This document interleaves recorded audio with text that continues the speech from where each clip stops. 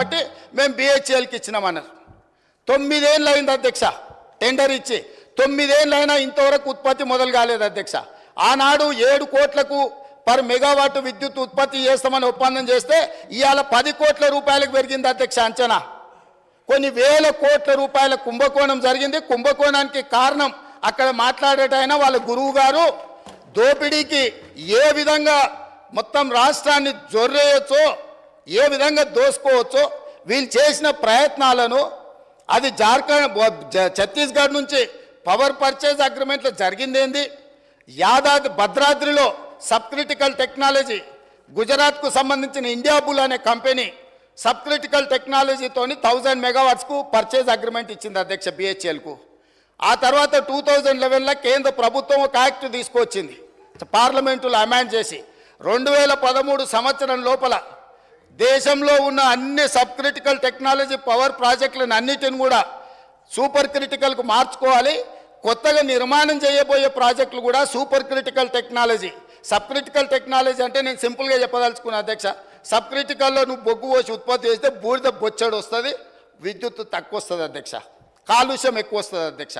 So కాలుష్యాన్ని నియంత్రించడానికి, విద్యుత్ ఉత్పత్తి సామర్థ్యాన్ని పెంచడానికి, బూడిదను తగ్గించడానికి ఆ కాలం జల్లిన సబ్ క్రిటికల్ టెక్నాలజీని ఆపేసి సూపర్ క్రిటికల్లో బూడిద తక్కువ, విద్యుత్ ఎక్కువ, కాలుష్యం నియంత్రించవచ్చు అని సూపర్ క్రిటికల్కి వెళ్ళమని మన్మోహన్ సింగ్ గారు కేంద్ర ప్రభుత్వం చట్టం తీసుకొచ్చింది.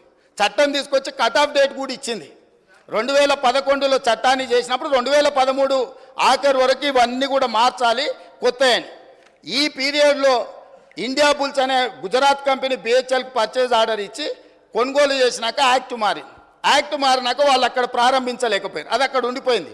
వాళ్ళు వెనక్కి బిహెచ్ఎల్ను మేము కట్టిన పైసలు మాకు వాపస్ ఇవ్వండి అని అడిగారు. అప్పుడు బిహెచ్ఎల్ ఏమన్నది, మీరు పర్చేజ్ ఆర్డర్ ఇచ్చిండ్రు, మేము ఆల్రెడీ మిషన్లు తయారు చేసి ఆడ పెట్టినాం, ఇప్పుడు మీ డబ్బులు మీకు వెనక్కి ఇవ్వడానికి లేదు, మిగతా బ్యాలెన్స్ కూడా మాకు కట్టాల్సిందని వాళ్ళు అన్నారు.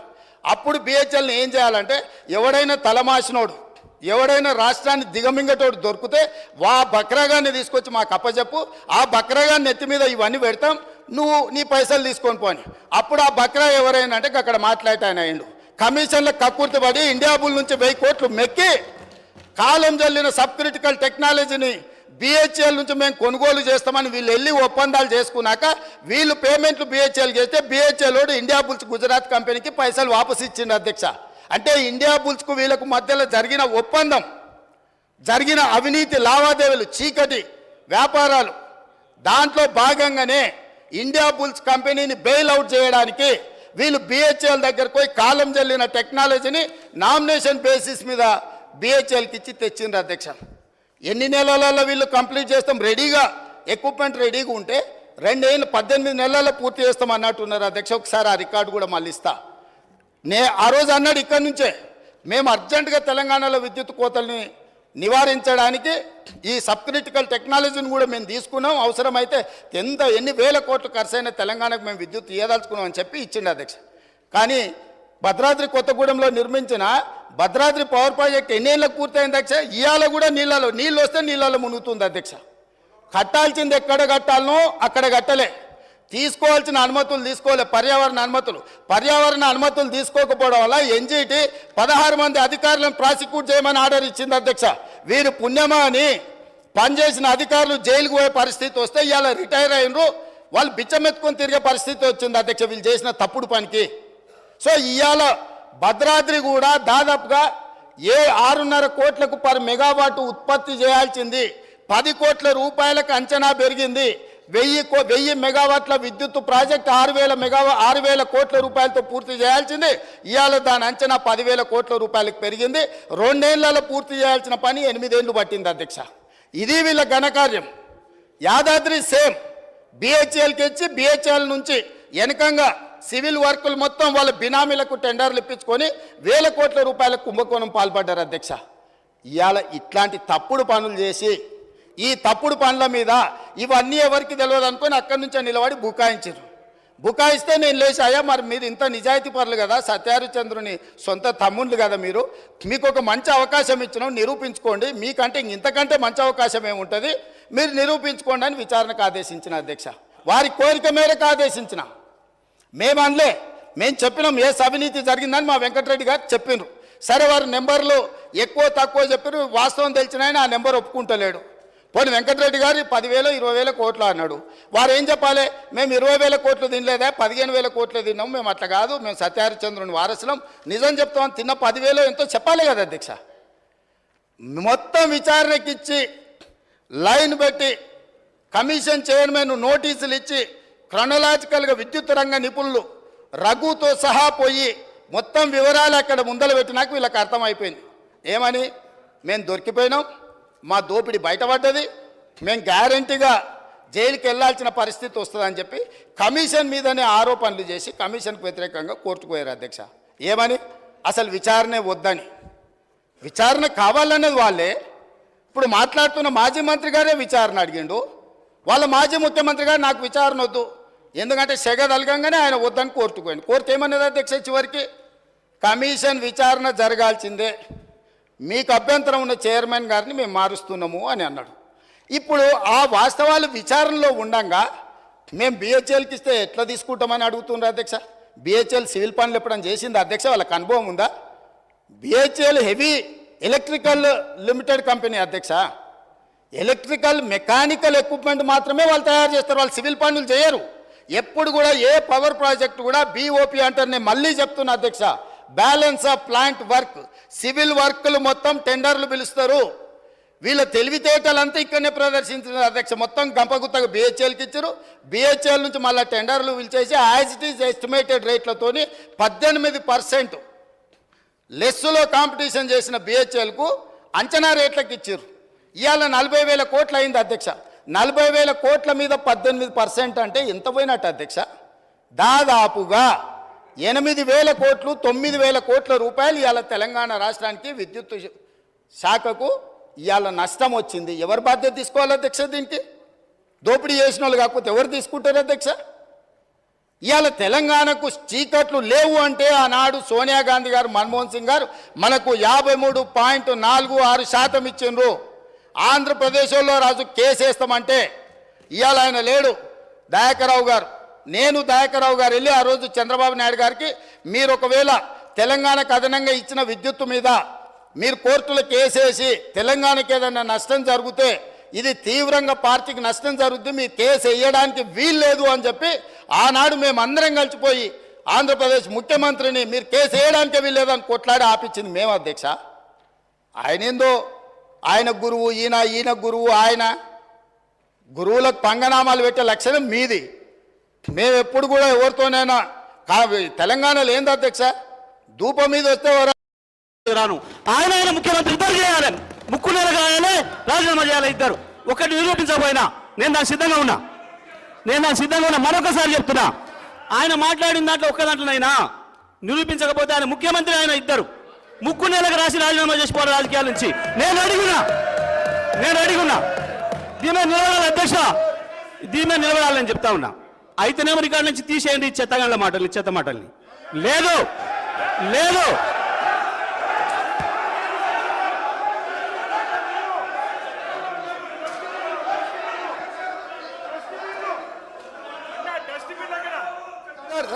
ఓకే సార్, ఒకరి ఆగండి.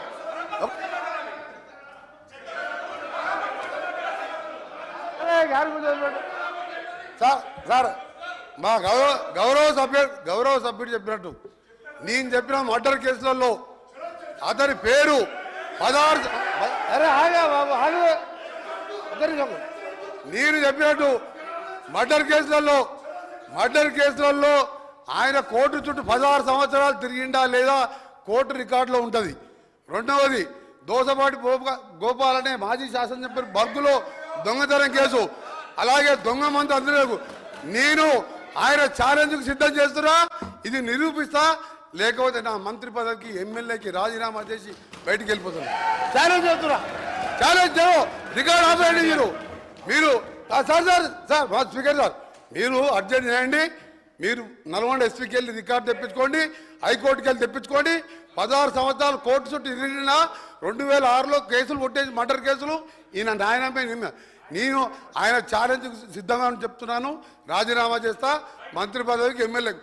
నువ్వు ఇక మొన్న గెలిచిన 2000 3000తో గెలిచినావు, నీ జీవితంలో రావు, నువ్వు మళ్ళీ చదువుకు, నీ ఛాలెంజ్ నేను ఒప్పుకుంటున్నా, ఆ రికార్డు చెప్పండి. జగదీశ్వర్ రెడ్డి గారు, అధ్యక్ష, అధ్యక్ష. 1 minute.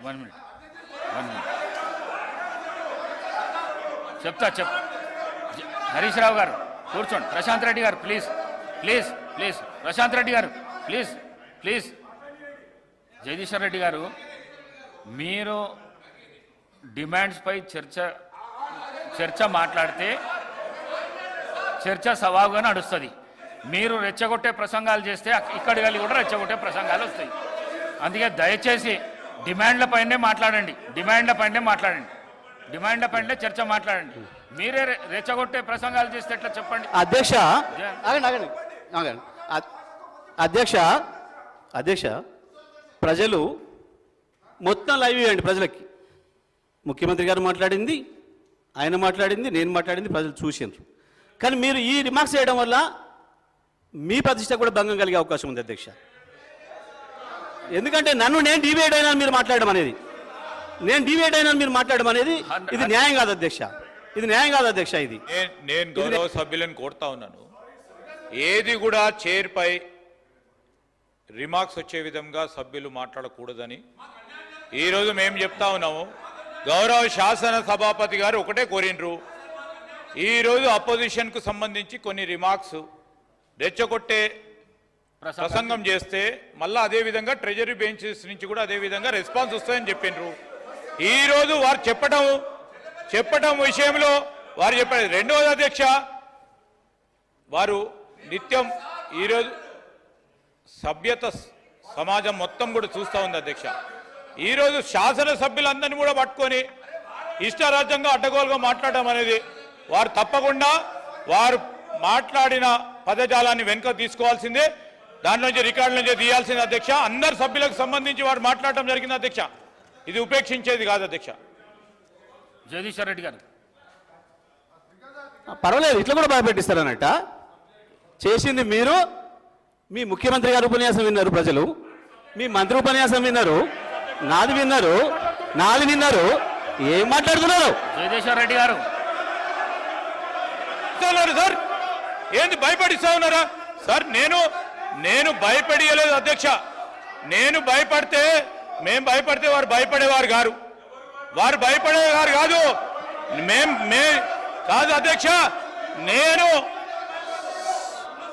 సభకు సంబంధించిన సాంప్రదాయాల విషయంలో మాట్లాడినా, చాలా స్పష్టంగా మాట్లాడినా. ఎవరు భయపడిచ్చిన అధ్యక్ష? ఇక్కడ ఎవరెవరికి భయపడేది లేదు. మీరు భయపడరు, మేము భయపడము. ఇది మొత్తం యావత్ రాష్ట్ర ప్రజలకు సంబంధించిన సభ. ఇది ఎవరు భయపడేయాల్సింది, ఎవడో వీడు కొడతాడు వాడు కొడతాడని కాదు. దయచేసి సీనియర్ సభ్యులు మాట్లాడుతూ ఉన్నప్పుడు నేను ఈరోజు చెప్తా ఉన్నాను గౌరవనీయులకు, ఈరోజు ఎవరు భయపడేయనక్కర్లేదు సార్ అధ్యక్ష. ఈరోజు ప్రజలు ఉన్నారు, వారే అందరినీ భయపడిస్తారు. ఈరోజు ఎవరిని భయపడిచ్చినో చూపెట్టిండు. దయచేసి నేను గౌరవ శాసన సభాపతి ద్వారా వారిని కోరుతా ఉన్నాను, ప్లీజ్ కమ్ టు ద సబ్జెక్టుకు సంబంధించిన టెక్నికల్ అంశాలు ఉంటే ఈరోజు వారు ప్రస్తావన చేయమనండి. ఆ ప్రస్తావన తర్వాత సభ్యులు చాలామంది కూడా మాట్లాడేది ఉంది.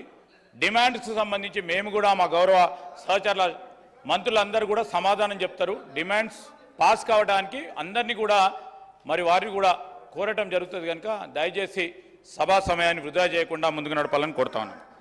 సభ రికార్డులను పరిశీలించి నిర్ణయం తీసుకుంటాను. జగదీశ్వర్ రెడ్డి గారు ప్లీజ్ కంప్లీట్ చేయండి సార్. డిబేట్ కాకండి, డిబేట్ చేయకండి సార్. నేను డిబేట్ చేయడమే సార్, మీరే చేస్తున్నారు. చూస్తున్నారు ప్రజలు, మీరే చేస్తున్నారు. ఆయన ఎల్ఏ మినిస్టర్ గారు మాట్లాడుతూ, అధ్యక్ష ఎల్ఏ మినిస్టర్ గారు మాట్లాడుతూ ఉపేక్షించం అనే మాట మాట్లాడిండు. ఉపేక్షించమని ఎవరిని భయపెట్టిస్తున్నట్టు? భయపెట్టడం కాకపోతే ఉపేక్షించమనే మాట ఏంటిది? ప్రజలు చూస్తున్నారు కదా అవతల. దయచేసి నా వాదన కూడా సమానంగా చూపించండి అధ్యక్ష. తమరికి నేను రిక్వెస్ట్, తమరికి నా అభ్యర్థన, మేము మాట్లాడినవి కూడా ప్రజలకు చూపించండి, వాళ్ళు మాట్లాడినవి కూడా చూపించండి. ప్రజలు చూస్తున్నారు. వీరు మాట్లాడిన దానికి, వెంకరెడ్డి గారు మాట్లాడిన దానికి. అధ్యక్ష, నా పైన 1 కాదు 3 హత్య కేసులు పెట్టిండ్రు. 1 కాదు 3 హత్య కేసులు పెట్టిండ్రు. వాళ్ళే అధ్యక్ష 3 పెట్టిండ్రు. ఇదే కాంగ్రెస్ పార్టీకి సంబంధించిన ఆనాటి శాసనసభ్యుడు, మంత్రి. అయినా 3 మూడిట్లో కోర్టు నిర్దోషిగా తేల్చింది. ఇది తప్ప ఆ తర్వాత తెలంగాణ ఉద్యమ సందర్భంగా వచ్చిన కేసులు తప్ప ఇంకా ఒక్క కేసు నా మీద ఉన్నా. ఆయన పెట్రోల్ బంక్ అన్నాడు, మిర్యాల కూడా అన్నాడు. ఈ రెండింటి విషయంలో హౌస్ కమిటీని వేయండి.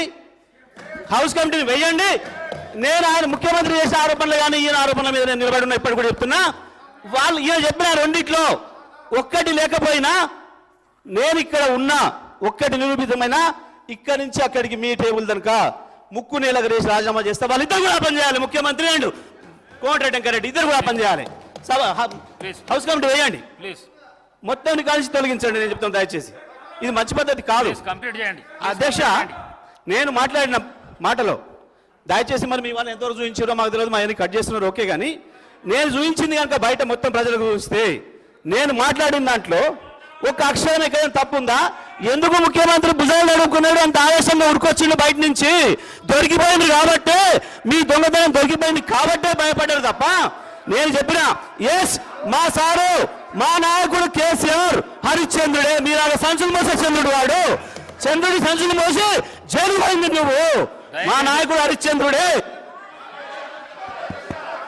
సార్ దానిపైన నేను దయచేసి చెప్తా ఉన్నాం అధ్యక్ష, ఇప్పుడు వివిధ సబ్జెక్టుకు సంబంధించిన అంశాలు వస్తే దానిపైన కూడా చర్చ పెట్టని మాట్లాడతాం. కానీ ఈరోజు